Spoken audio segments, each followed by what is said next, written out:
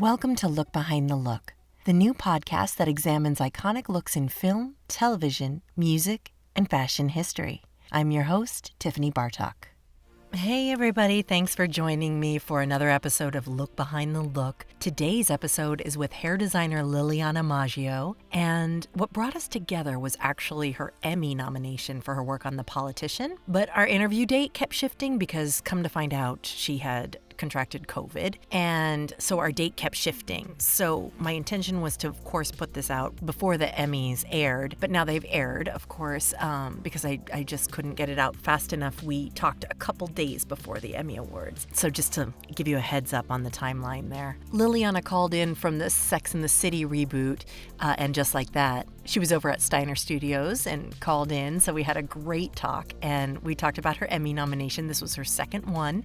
Her first one was for her work on Pose, and we definitely talk about Pose and her experiences with wig god Barry Lee Moe, who you know from listening to this show. And she discusses many of her other projects in this episode, so please take a listen because we cover a lot. We cover the power and grace of Judith Light, and any excuse to talk about Judith Light is welcome with me for sure. West Side Story is another project, of course, that's extremely anticipated, and I can't wait to see it myself, and I know you can't either. And she talks about working on that and watching Steven Spielberg direct.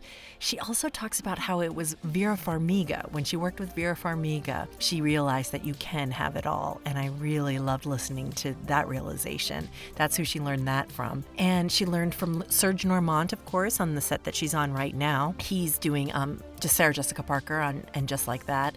And she also talks about laying her first wig on Bernadette Peters. And here's a little bonus for you. You will hear from me my most embarrassing moment in life, which involves Bernadette as well. Maybe not the most embarrassing, but definitely top 5. So enjoy, and I will see you next week. Thanks for listening. So here we are with Liliana.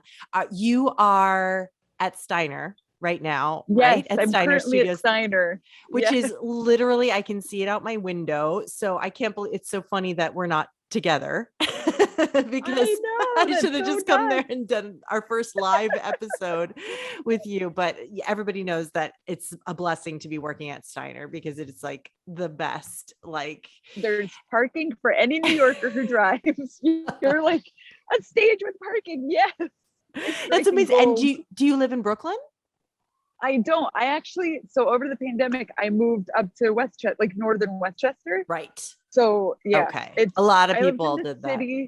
Yes. Well, because I was pregnant during the pandemic. I actually got pregnant during The Politician.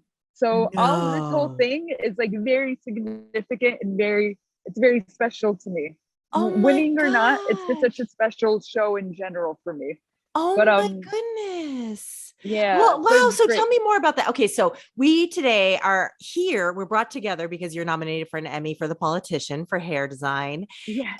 And congratulations on that, first of all. I'm not sure you're even qualified to be in this race. That just shows how out of touch she is, really, and it underlines the need for a new generation of young leaders who, forgive me, aren't going to be dead in 20 years. They say the next! Dee Dee, we have a family emergency. Insufferable little prick. Reminder, she was in a throuple and I have evidence. Evil little troll. That is all just a little bit of history repeating.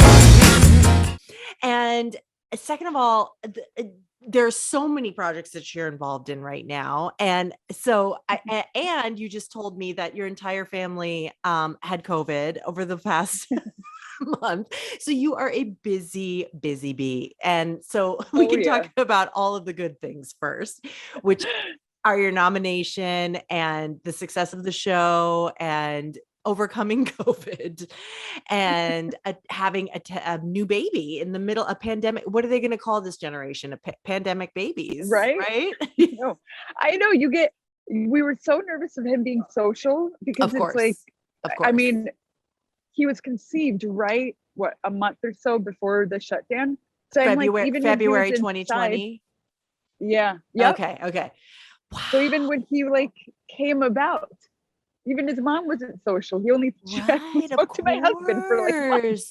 I know when they say like, get him out there. I mean, we took the baby on a parade when we first had him because I want him to get all the antibodies and everything. And now it's like a totally different ball game, totally different set of rules. And the first thing you see is masks. They're going to think that we only have this, you know. I know, just having the mask come down, he's already giggling. Like, I think he already thinks it's funny. Instant peekaboo. I know, it's really sweet. Oh, so you came to The Politician midway, right? There had been a season and then you came to it? Yes. Tell me the backstory of coming to the project, because I'm confused about how it worked timeline wise with the pandemic. And so just explain it to me. Okay. So the first season was shot actually in LA, and Chris Clark. Okay. Yeah, their high school like side of, you know, the story was in LA. Chris Clark, who works with Ryan Murphy a ton. He's done pretty much, I would say, like 80-90% of all the shows with Ryan Murphy. He did the first season. Then obviously they had Hollywood filming. They had another American Horror Stories. Like they have so many things going on. So Chris Clark obviously has to pick and choose where he can go. Yeah. And he called me up, him and Sherry Lawrence, who does makeup for the show. I'm sure you've spoken with her. I've been dying. Met her. No, I have. It's not ridiculous. Yet. Our paths are out of sync, and I'm desperate to talk to her. If you see Sherry, tell her I am trying to reach her. Yes, I will. If I see her coming out of her car, I'm gonna go grab her. I would. Yeah, that would be amazing. That would be amazing. Yes, I'm dying to talk to Sherry. Sherry, of course, is makeup designer. She's an incredible department head and makeup artist extraordinaire. Pose everything, all of the shows. Yep, I know it'll be Lily on the streets. Going after like Sherry. Lily on the streets, yes. So silly. Anyways, so Chris Clark was very busy. So the second season was coming to New York for their college years, and he asked if I would be available. Sherry knew me from other work, like other jobs that we've had. So because you were nominated, it just worked out. You were nominated for Pose as well, right? For your Emmy. The previous season with Barry Lee Moe, who I love, one of my favorite people in the world. How can he not be? Yes, I know, he's the best. Perfect human being. He had me on Pose the last two seasons, you know, because there's it was such a long season 2 last year with the pandemic and everything. The Pose season. I was able to fill in, you know, be like an extra set of hands when they needed it, which was fantastic and great because I love that. I love that job. But yeah, so Chris and Sherry gave me a call, asked me if I want to do it with Sherry, and I said yes, and it's totally up my alley. I love contemporary, fun, like fashion hair because especially coming from like the last job that he did was more of a period piece, West Side Story before the pandemic. You know, there's like rules, the 50s, the 60s, whatever it is. This is the look. This is what they did. This is what you do, and that's kind of it. Yeah. So on something when it comes to like contemporary, more like fashion stuff, it's like everybody's kind of watching a show like that for the fantasy side of it. Like it's not really, you're not going to question like why these broke like college students with no money are wearing beautiful Gucci shoes. You know, have like the biggest designers on. They have no money, but details. I think people when they tune into something like that, they want to watch. That's what they want. Yeah. Just like Sex in the City, you know, you just want to see like you're there for that, for the fantasy part of it.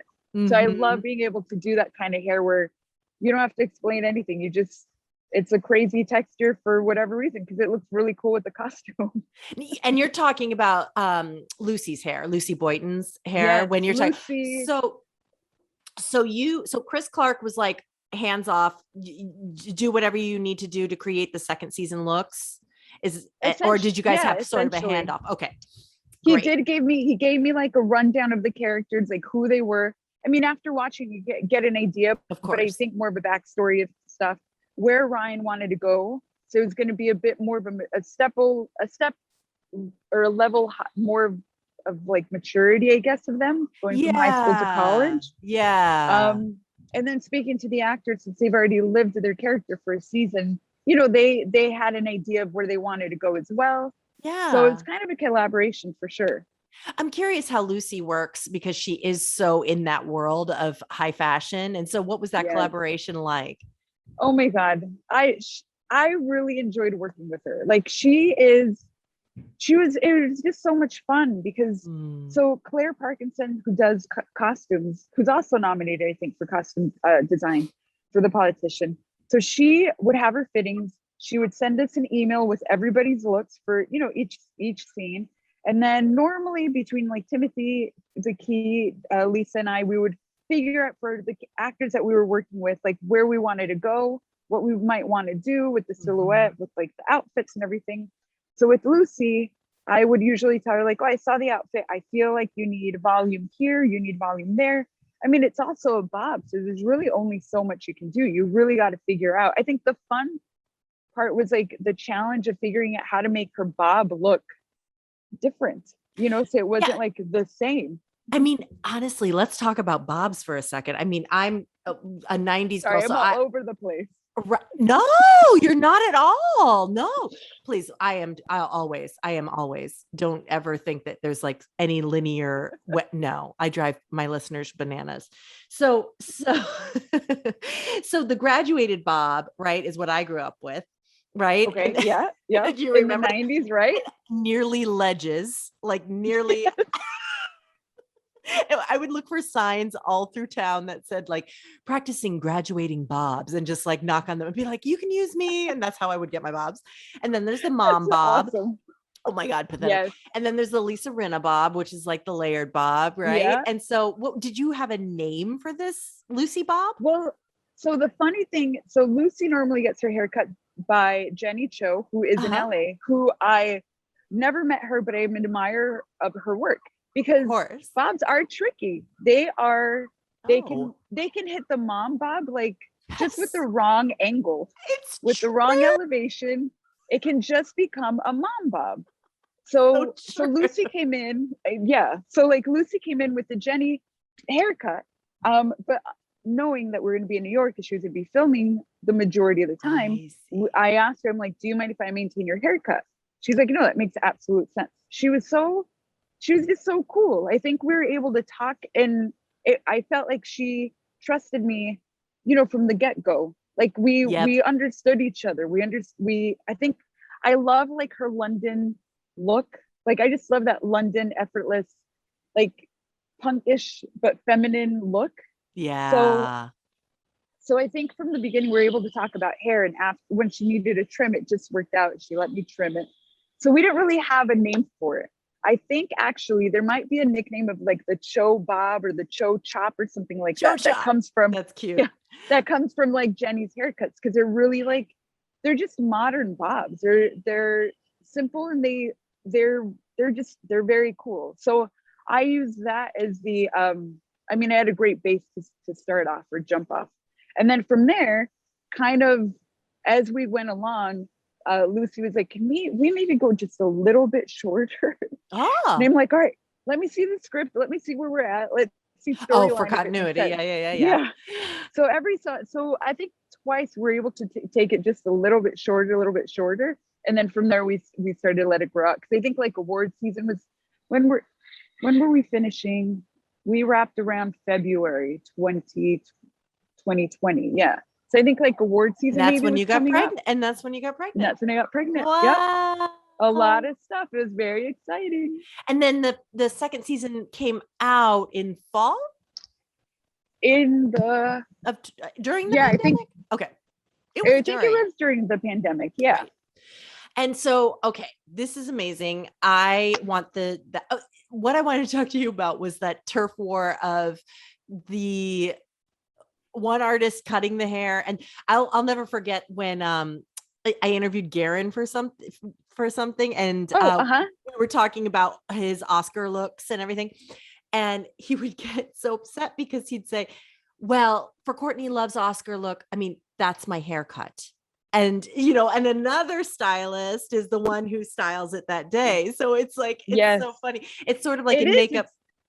in makeup Sorry, when they design the look. I designed the look, but this person executed it. You know what I mean? So it's awesome to hear how generously you're sharing this haircut. No, and it's so funny because like I think the longer I've been doing this, the more I realize, I guess, because of social media, the importance of giving somebody the credit for what they do. So, and because I don't, sometimes I think before social media, you just didn't think, it was just like, okay, this is the work that I did. Yeah. But without really realizing, like, oh, okay, you have to make sure I tag the colors. Oh I have to make sure I give the, because it's so not, I feel like, I mean, on my part, it definitely isn't intentional if something was ever missed in my past. Right, exactly. But now I'm like, I have to make sure, because somebody had asked me about a look for Lucy, and I'm like, no, I had given her that haircut, but somebody else styled her for that appearance. Because it's, I would never want to get on someone's bad side. It's like, I would never want to take credit for something I didn't do. You certainly but it deserve. Gets tricky. And you, because you deserve credit for what you did do, and you want to like claim it, and it's an awkward thing, it's for artists, it's always so difficult to claim what you own and what you've created. Yeah. Especially when it's like a collaboration, I know. Because I feel like for me as a department head, I love having a team where team where we all have different strengths, so that we know when something comes up, you're able to pull from each other and be like, hey, what do you think about whatever, whether it's a period thing, whether it's a wig thing, whatever it is, but you're able to work together. Yeah. So then at that point, when somebody's asking who did this, I'm like, well, we all did. Yeah. It's true. And that's why, so when you're nominated for the Emmy, do you submit one episode? Yes, of course. Yes. They ask us to submit one episode, and then you have, or the producer. Yes, as a department head. As a department head, which episode you would like to submit to be considered. Okay. And which episode was this one nominated? Which one? So this is episode 6, which I believe is titled "What Is in the Box." And the funny thing is, even though we're nominated for contemporary hairstyling, we actually had like 3 or 4 different flashbacks of like different periods. Good. So that was kind of, it was kind of cool to show a little bit of variety, even though it is contemporary. I think that's obviously our strength. But Well, speaking of contemporary, let's talk about Judith Light, who is the ultimate. My son and I have been watching Who's the Boss? We watch 2 episodes every day. No way. I know. And so it was so funny when I had to binge The Politician. I was like, my son walked by and he was like, what? Wasn't Who's the Boss watching? in the 80s?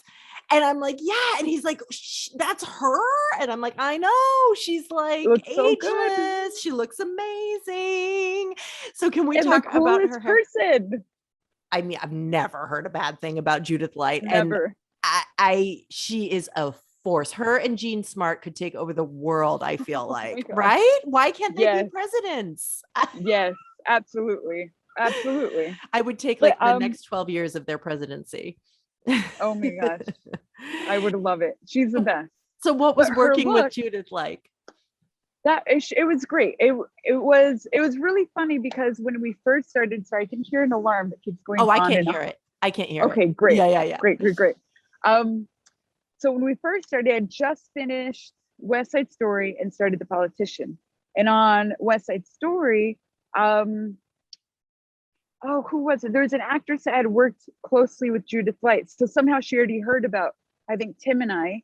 So when we first met her, she's like, we've heard great things about you guys. Let's get started. I'm like, Judith Light had heard about you from the West Side Story actor. Yes. Oh my God. When we got nominated, who texted Judith Light?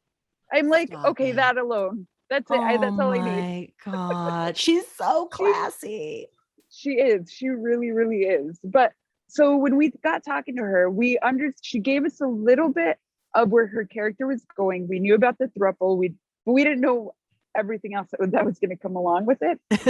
So it's a matter of like trying to figure out what's like a classic look for, a politician person. Yeah. For a politician, but also who's also sexy. I mean, want to get busy with. Yeah. Yeah, absolutely. So we ended up getting a wig for her just because she was going to be in so much. We like to keep as much time so they're not sitting in our chair for so long. Right. And we decided on the length. I gave the wig a haircut, and between Tim normally did her every day. But between the three of us, we decided, you know what? What's Tim's last name? Tim Harvey. Tim Harvey. Sorry. Yes. You need to meet him. Okay. He has done Pose, Politician. He's been on so many things here on Sex and the City with us as well. Well, the reboot Sex and the City as well. But he's such a great person, because it's not just hair, but it's like his soul is beautiful and he's so much fun. But he was the key on The Politician. Okay. And him and Judith got along so great. It was like they were the funniest things to see in the trailer every day together. Oh my gosh. It was so funny. Even if it was 2 a.m. or midnight, there were still laughs. Her energy is just endless. How does she do it? I don't know. They're great. But so between the three of us, we kind of just figured out we didn't want anything too stiff.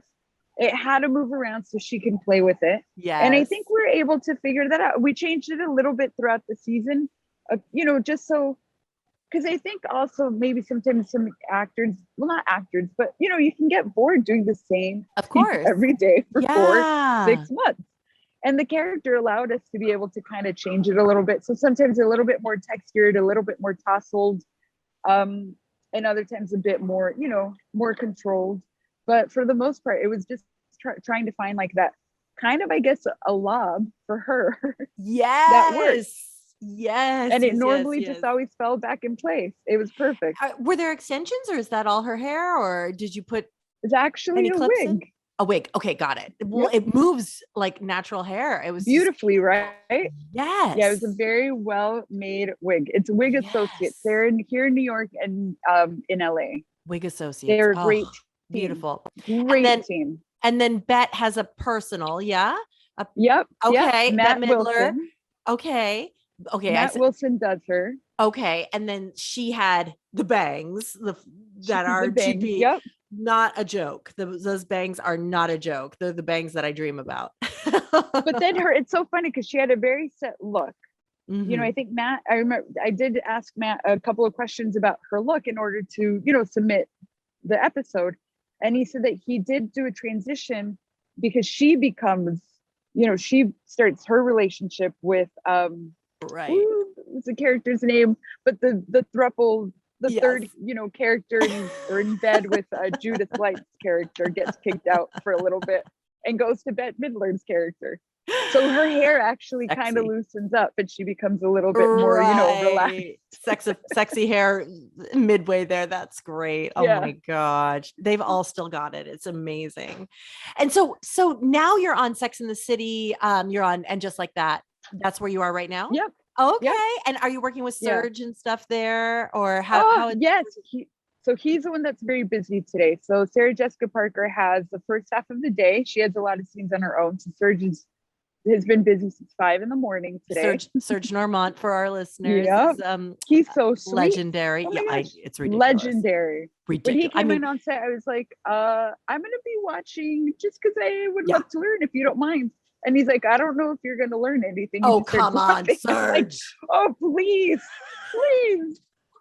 I mean, if you don't learn anything else with Serge, it's just even how to behave. Like, even if you're not a hair designer, it's like you just learn how to have manners by watching Serge for 5 minutes.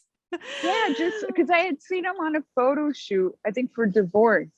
And exactly, his presence. So gracious.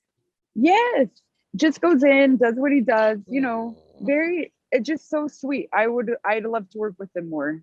Oh my gosh, I'm sure you will. And are you department head on And Just Like That, or? No, so I'm king for my friend Nicoya. Okay. Nicoya Yancey. It's gonna be another good. Fantastic hairdresser. Oh. But yeah, so we're doing Cynthia, Kristen, and Sarah Jessica have their personal hairdressers and makeup, and we get to do all the new characters. So it's pretty exciting because you know, where there's like characters that we never got to see on Sex and the City, because times have changed, culture has changed. Yes. So that being part of that is pretty cool. Pretty exciting. Absolutely. The new wave. Yeah. And then you probably can't tell me anything about West Side Story, which I'm dying I can't to see. I got to work with Rachel. I pretty much did her throughout the whole movie. Rachel Zegler. Her voice. Just wait for her voice. Just wait for her voice.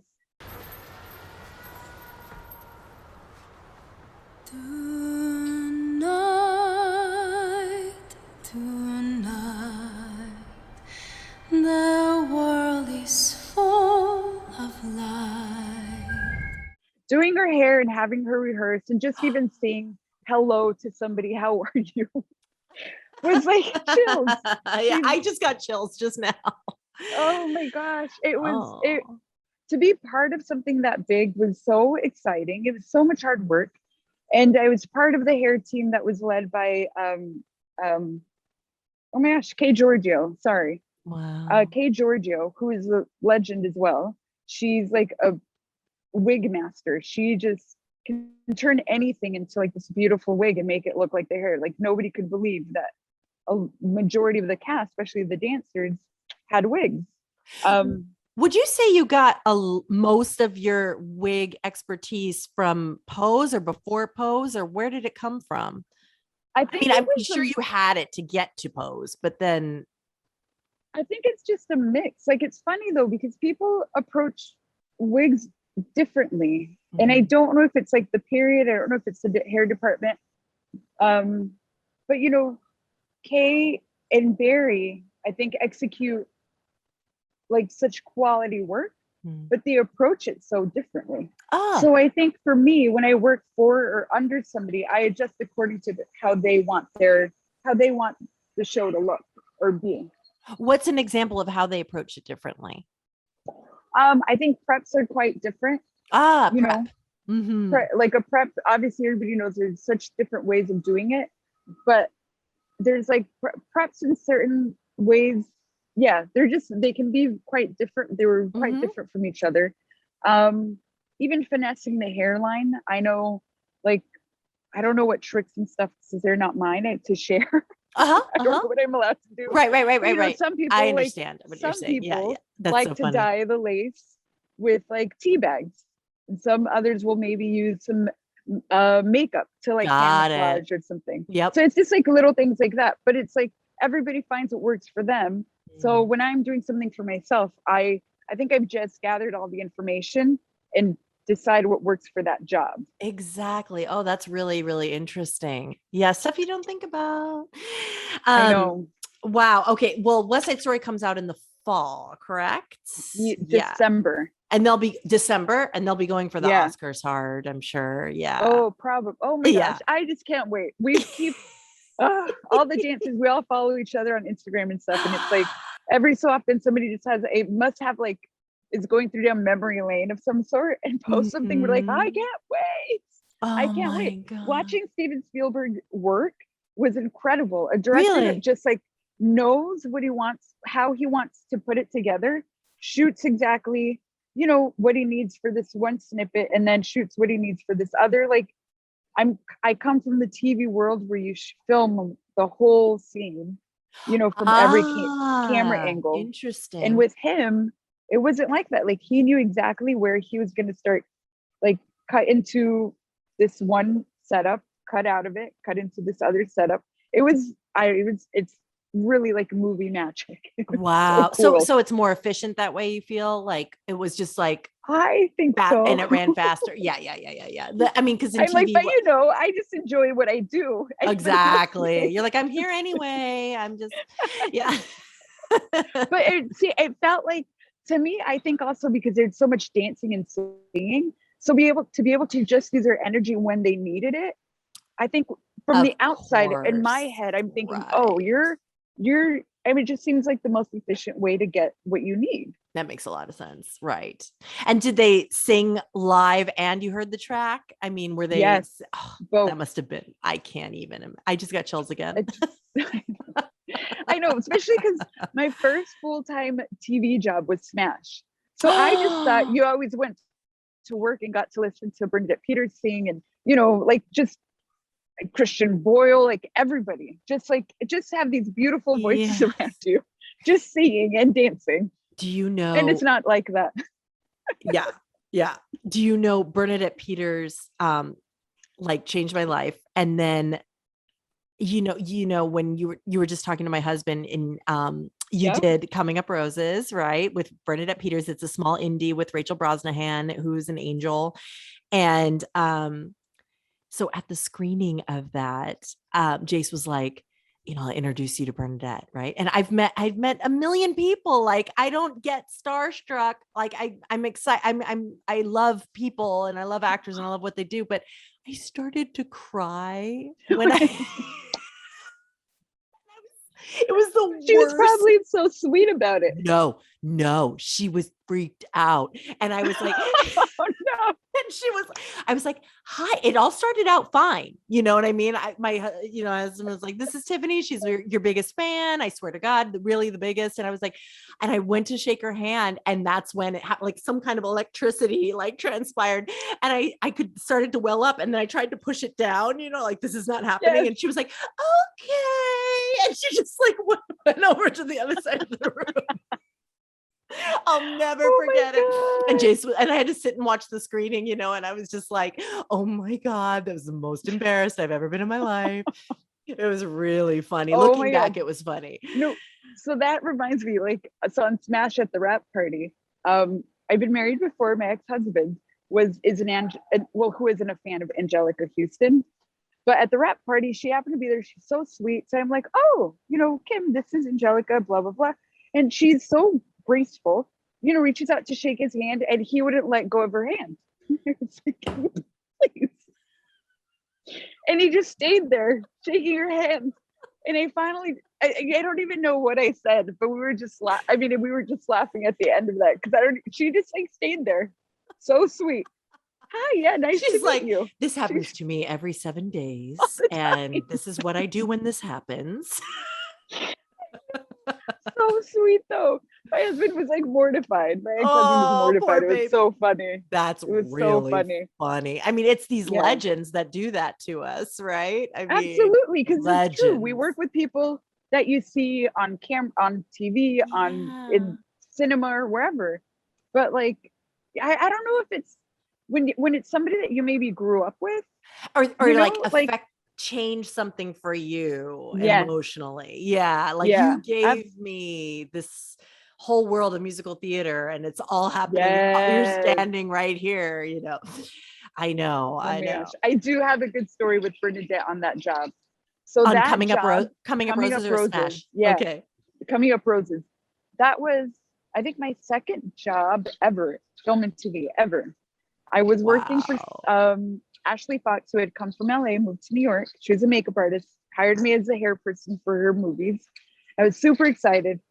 And I was so confident in hair in general, because I'd been doing it for a while. But when it came to wigs, that was my first experience. So my first experience with the wig is with Bernadette Peters. Stop it. And I'm like, yeah.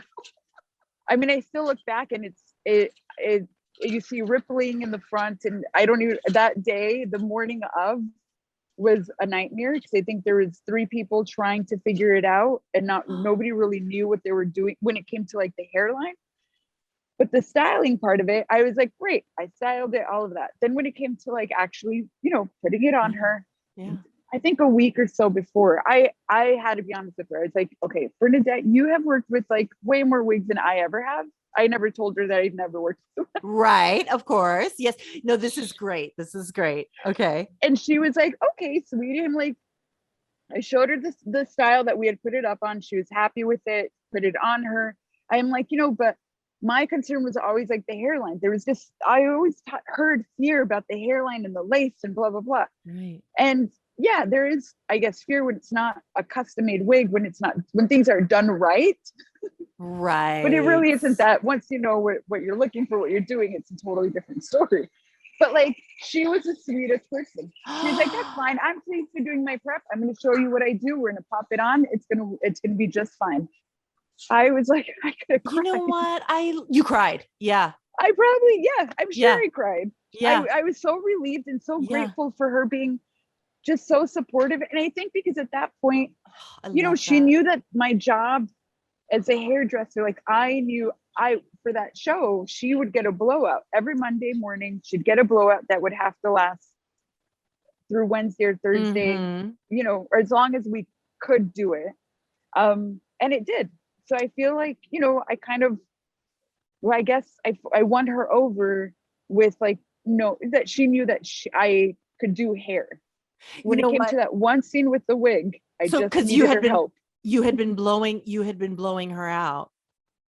Yes, every week. She was we had so many tests before then. Yes, I feel like she knew that I had a good eye, that I could actually do the job.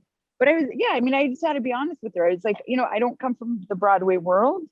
So I would just, you have more experience. If you don't mind, if I can pick your brain, you can help me out on this, it would be great.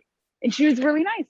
Hooked me up with one of her she hooked me up with one of her wig makers that we rented a wig from, everything. She was, it was amazing. She was so nice. That is the best story. I wish everybody in the industry could hear that story, because there's so many people that you try to hide it. And that's the best fake it till you make it story I've ever heard it, because you like medium faked it. You know what I mean? Like when you're just I could do as much as I knew I could. I'm like, I know I can style this wig. I know I can give her what she wants. Yeah. But I'm like, now once we're actually applying it. Right. And there's so many people lie, and then they get there, and then the actor starts to get, it's like a cat, they like start to go like, no, I'm gonna go on camera now for 14 hours with someone who doesn't, and when you were honest with her, you could work together. And you know what, when she signed up to be on the low budget Coming Up Roses, she knew what she was getting into, I mean? You would hope. I know that's amazing advice, because, and it could go the other way where she is embarrassed that she's on a low budget thing all of a sudden, and like tries to fire everybody. And like, what does that get you? Nothing. I know. No, so it was such a great experience. And I think to this day, it's so hard for me to fake it till I make it. Like I don't know. It doesn't come naturally for me. Right. And I mean, I'd rather just be honest about it. Yes. No, it's really true. It really, really helps. Oh my gosh. Well, this conversation was amazing. I feel like I need to let you get back to work, unless you care to share with me really quickly your origin story, which I think is amazing, because it was like, if I can remember correctly, you were going one way and then had a career shift. Yes. So can you tell me a little bit about that before we go? Yeah, absolutely. So I think growing up, I grew up in San Diego, and I always saw like Hollywood and film and all of that is like, I found it very exciting. I could never be in front of camera like this. You can tell I'm probably fidgeting so much. I can't tell it. But it makes me so nervous, but I knew that I always wanted to be in that industry. So I decided to go to decided to go to University for Cinema and Television Film in Cal State Northridge. Okay. I did that. I got an internship right away my senior year at Paramount Pictures, and I started doing administrative work. It was like research for programming, for research for advertising.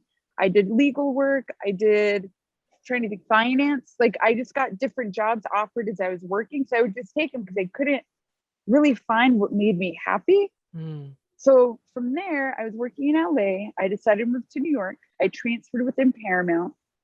And then all of a sudden, I didn't find myself at a studio lot. I was in a cubicle, and I'm going to work every day. I'm like, there is nothing creative, and there's nothing about the filmmaking process in my everyday job. I'm depressed. I do not like this. Yeah. So I called an old hairdresser, Mary Cuomo, who is from San Diego. And she had encouraged me to do hair since she knew me in college, because I would trim my own hair between her visits, being a college student and being on a budget. I would try to maintain my color and my haircut. And she just would always tell me, she's like, you should be doing hair. You should be doing hair. And I'm like, I really want to work in film, in TV. I want to finish school, and then, that's what I really want to do. So when I so I just did it at that point. Still, I hadn't registered that you could do hair for film and TV. I don't know why. Because Even you're going school. to school, it was just like, yeah, it just, like it wasn't something that was introduced to me yet.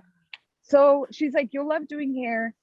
You should definitely go for it. So I go to cosmetology school at 25, I think, or 24, 25. And I let go of the whole film TV, like, dream, I guess, or goal, because I was like, I'd rather just be happy doing something that I enjoy. So I went to cosmetology school. And actually one of the days in cosmetology school, we were on Spring Street because I went to a Veda in downtown Soho. Yay, yes. And there was like, I don't even know what production was there, but there are all the trucks that you see with production. And apparently I told my friend, I'm like, you'll see me, I'll be in one of those one day. And I don't remember. She's the one that called me, I think a month or so after she saw my name on something. And I was like, oh my God, I don't even remember saying that. But apparently I said that. So anyways, I go to cosmetology school, go to like really cool salon in Chelsea. Then I worked for Aveda. And all of a sudden I was doing Fashion Week. And then I had that film opportunity and I would have to like go to the salon. So all of a sudden I'm like, oh, I can't, like, these are two things that I love. So all of a sudden it just made sense. And since starting my first movie was also an indie with Ashley Fox, who gave me the opportunity to even get started in any of this. It just never stopped. I just kept getting calls. Oh. So it's been definitely over 10 years of film and TV, maybe 13 or so. And yeah, I mean, I love it. I love it. I do love it. I wish maybe calls weren't at 4 a.m. sometimes. That would be great. That would be great. Or, maybe not a 16-hour day, but outside of that, I do love it. I love I love the people you get to meet. They're working on that. They're working on the times. Yes. Yes. Yeah. So that's how it all happened. I really let go. I'm like, all right, I'm going to go do hair. I guess I'll be at a salon. But within, I don't know, five years, I guess, of being in and out, well, not in and out, but in a salon and doing like more fashion stuff, it just gradually went to this freelance world. And then all of a sudden it was like a movie and it never stopped. So 2009. Yeah.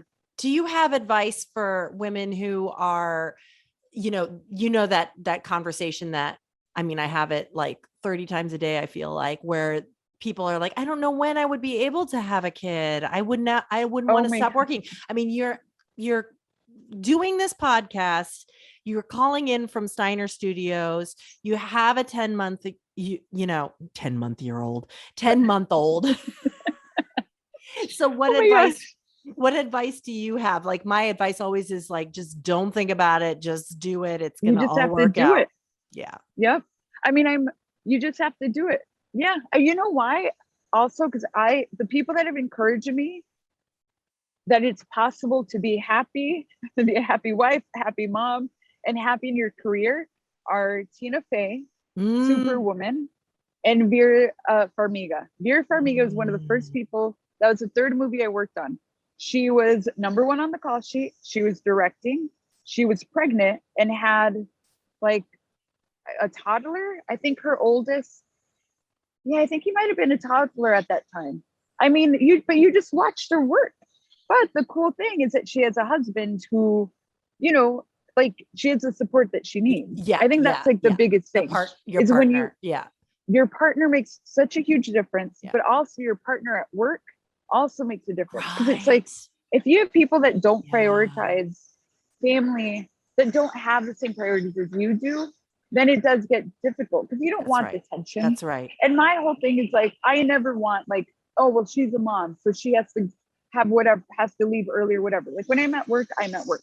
Mind you, I am at work, but there's like, this is like reserved time of right, exactly. Yeah. But in general, I'm just like, no, you can do it. You can do it. Yeah. You definitely can. And I'm still figuring it out because there's moments where I'm like, I'm still figuring it out. And what film did you work on with Vera? Higher Ground. Okay. Which was my third film ever. Yes. She's my gosh. That's like another story. She's incredible. Oh my she would go to like is it Stewart's? Like the gas stations at upstate with like a little, she would go to Stewart's like one evening or in the morning and find a local that she liked their look. Bring them in. She's like, I want him to be so-and-so on this scene within the week or within that day. But then it was a period piece. So we had the 60s, we had the 70s, we had the 80s. So all of a sudden, I mean, it was like definitely like, what's it called? Like a crafts type of a job where it was like, I just had a box of extensions, a box of wigs, mainly extensions, because that's what I felt like a lot more comfortable with at the time. And it was just creating looks out of nowhere. Wow. It was such a good training. Wow. And she sounds like an amazing mentor. Like, oh my God, what a great role model. Wow. Yeah, she was one day, I think we're in Kingston, and she's like, we had a really cool house, and I kept going through the whole house. I'm like, this is really cool. How much is it on the market? At that point, I lived in the city. She's like, Lil, I can see you here. I could see you having Thanksgiving with your family at one day. I was like, I think everybody always knew I wanted a family. I was very vocal about it. Oh, you made it. I'm very you made happy. it happen. You made it happen. Oh my gosh. Well, you are something to admire. That's for sure. I love our conversation. I'm having so much fun talking to you, and I'm rooting for you. Thank you. The Emmys. And thank you so much for stealing some time away to talk to me. Oh my gosh, of course. Thanks for having me. It was such a pleasure. Of course. More soon. Yes. Thanks for listening, everybody. Next week, we're going to be talking to Dana Covarrubias, who is the costume designer of your new favorite show, Only Murders in the Building. Yes, we talk about Martin Short's purple coat, and Dana shares a lot more gems about working with Sting on the show, so you won't want to miss it. See you then. Look Behind the Look is a Vinyl Foot production, written by me, your host, Tiffany Bartok, produced by Jace Bartok, edited by Nicole Tucker, with art design by Kelly Riley.